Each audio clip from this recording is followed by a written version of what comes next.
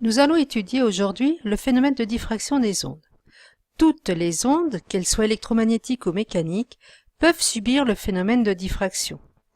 La diffraction est une signature de la nature ondulatoire d'un phénomène. Par définition, la diffraction d'une onde est la modification de sa direction de propagation lorsque l'onde passe au voisinage des bords d'un obstacle ou traverse une petite ouverture. Lors de ce phénomène, la fréquence et la célérité de l'onde ne sont pas modifiées. Si on reprend les ondes mécaniques, on peut voir ici sur ces deux photos que les vagues sont diffractées par l'ouverture présentée dans le port. Eh bien, ce phénomène de diffraction va dépendre de la largeur de l'ouverture.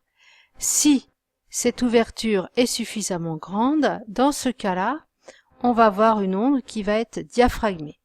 Si maintenant l'ouverture est du même ordre que la longueur d'onde, voire plus petite que celle-ci, eh bien dans ce cas-là, l'onde va être diffractée. Plus l'objet sera petit ou plus l'ouverture sera petite, plus le phénomène de diffraction sera accentué. La diffraction des ondes lumineuses fait apparaître différentes figures en fonction de la nature de l'ouverture, mais encore en fonction de la longueur d'onde. Dans tous les cas, la lumière est déviée. On voit apparaître une succession de franges brillantes et sombres, la tache centrale étant beaucoup plus lumineuse que les autres. La largeur de cette tache centrale va dépendre de différents paramètres. Lorsque la longueur d'onde augmente, eh bien, on voit que la largeur de la tache centrale augmente avec celle-ci.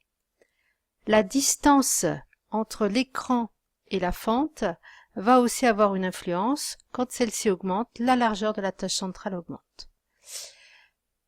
Par contre, lorsque la largeur de la fente ou de l'objet diffractant augmente, eh bien dans ce cas, la largeur de la tache centrale, elle, diminue. La luminosité, bien sûr, des différentes fentes augmentant avec la luminosité du faisceau laser.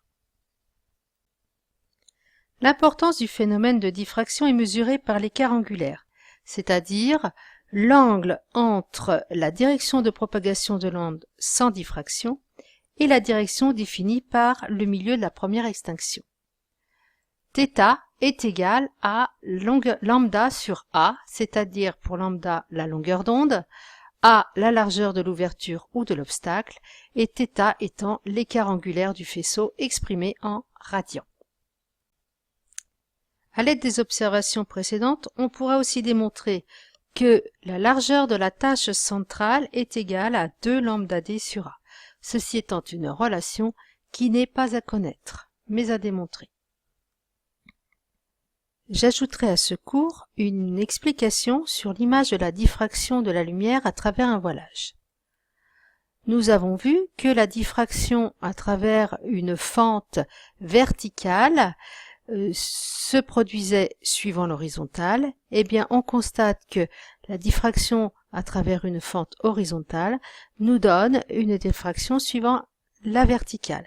Par conséquent, le voilage va cumuler les deux, ce qui explique la diffraction suivant la verticale et suivant l'horizontale.